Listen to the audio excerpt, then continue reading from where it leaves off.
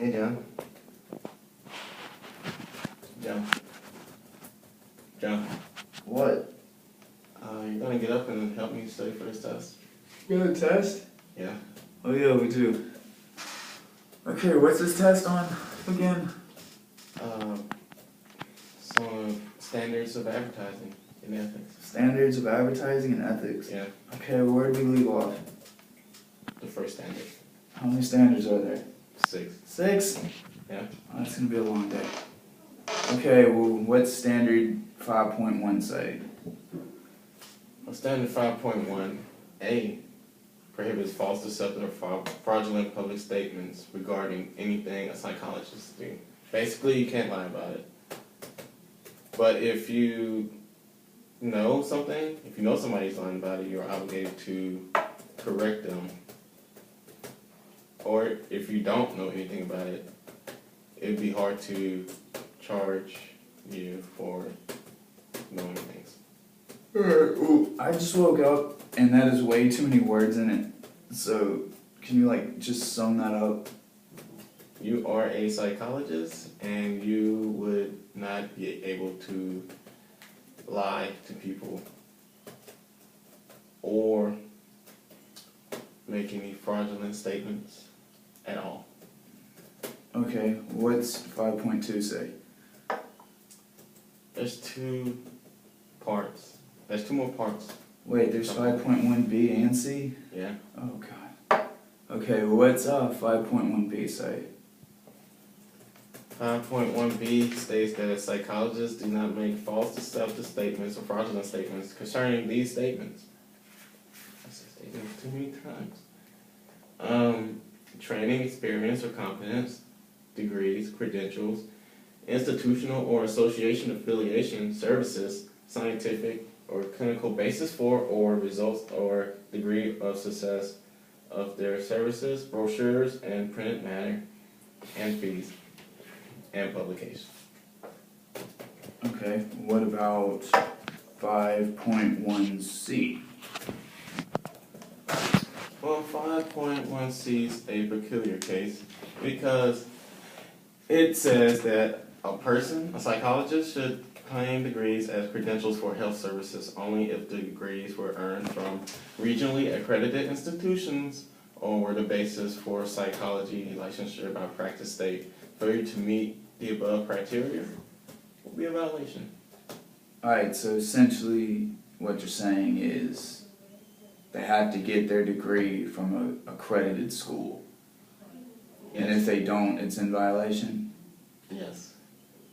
Okay, Exactly. well that makes sense. Alright, first one down.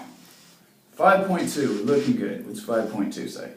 5.2 states that psychologists should retain professional responsibility for false, deceptive, or fraudulent statements. Okay. That means Thank you, because that explanation was really boring. What does that mean? that anything that is false, deceptive, or fraudulent, including false statements, a psychologist holds responsibility for everything. Alright, so let's say I'm a psychologist and I go on the radio, right? And I start slandering this other clinic, and then the other clinic gets mad and tries to sue the radio station, but they would end up suing me because I'm responsible for what I said. Okay, well that makes sense. Wait, there's a 5.2B and 5.2C as well? Yes. Oh man. Alright. 5.2b underscores psychologists' obligations to avoid actions that might encourage others to make false statements of their work, which basically means that a psychologist can't do things that could make, other people do false things around their work. So if I had a book I want to publish, Alright. But Like you publish a book. I'm an author. So a psychologist can have a book with false statements in it and encourage another person to make a book based on your book with false statements in it. Alright, that makes sense. So like, he can't have a book saying that wheat thins cure depression, and then another person comes along and tries to do a paper about how wheat thins cure depression, when in actuality there's no real research behind it. He just put it in there because he thought it sounded good. Yes. Okay, well, that makes sense. Alright, 5.2c, because I love three-parters. That permits psychologists to run paid advertisements for their services in publications and other things as such, as long as it's stated as a paid advertisement. Alright, so let's say that, just so I can get some clarity here, I'm running an advertisement as a psychologist about expo markers. Then I have to say that the advertisement is paid for, because if I just run the advertisement and I don't say that like it's paid by me or anything like that, then I'm in violation. Yes. And also, if you run an advertisement that's not paid, it would be referred to as a canned column. And usually those are, if they're not paid, then more so than likely, they're deceptive, or meant to be deceptive. Okay. Alright, what about 5.3? 5.3. Okay, that applies to workshops, seminars, and non-degree granting educational programs not a part of the established degree granting program and training programs covered by Standard 7.2, which is the description of education program. To the degree to which they exercise control, a psychologist will have to be in charge with the accuracy of all workshops and presentations and lectures to the degree in which they control. Even if a psychologist works very hard and tries to make things as accurate as possible, he would not be able to control some things which can probably cause some mistakes, which is why that is in there. Like a person falling asleep in class. He can't control that. Or if he falls asleep, he can't control that if he has narcolepsy. Narcolepsy, okay. Alright, woo! 5.4. What do you know about 5.4? 5.4? Probably not as much as I do. Don't tell me that, look. Okay. Just sit back. You're fine. Just sit back. Be amazed. Ready? Yeah. Okay. 5.4 applies to psychologists who issue public advice or comment via print, internet, television, radio, or other media.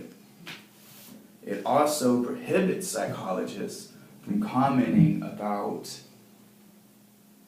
stuff in print, radio, television, or other media that's outside of their, what does this book say? Outside of their competence.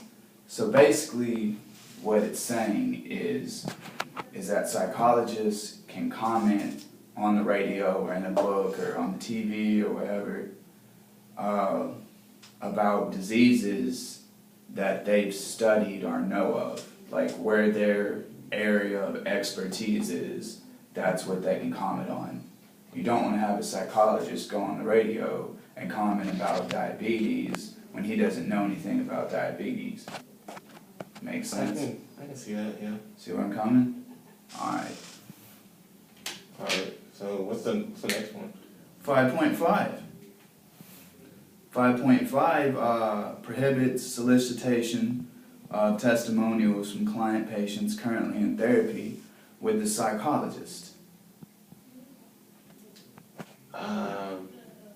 So what is?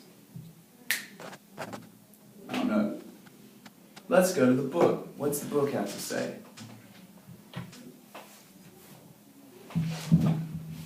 So what it's telling me is that if you're a psychologist, you can't have any testimonials from their patients that are currently in the office. Yeah, but if you're seeing the patient, you can't get. What if they can take it though? What if they're not vulnerable to undue influence or things that can hurt them? We're getting ahead of yourself. That's on 5.6. Oh, is where undue influence comes in. That's okay. 5.6 prohibits psychologists from soliciting business from individuals. Do you have this on your computer? Yeah. Okay. So prohibits psychologists from soliciting business from individuals who, because of their particular circumstances, are vulnerable to undue influence. Undue influence means like, alright, let's say you have the loss of a loved one, or you're addicted to alcohol or drugs or something like that. Basically, you're in danger of being exploited. Alright, so what this does is it prohibits psychologists from taking advantage of you, essentially. Okay. It also notes in the book, because I'm not seeing it on your computer, that psychologists should be wary of public statements, brochures, or web-based or other description of services that are intended to exploit populations vulnerable to undue influence by generating fear and anxiety. So like you were saying about how you were making a brochure, if you're a psychologist and you're making a brochure and you're going to distribute it among the population, then you have to be aware of what's in that brochure. Because if it says something that's not supposed to, or there's a typo, then if these people are vulnerable to undue influence, it could cause fear and anxiety and things like that among the population. Make sense? Yeah.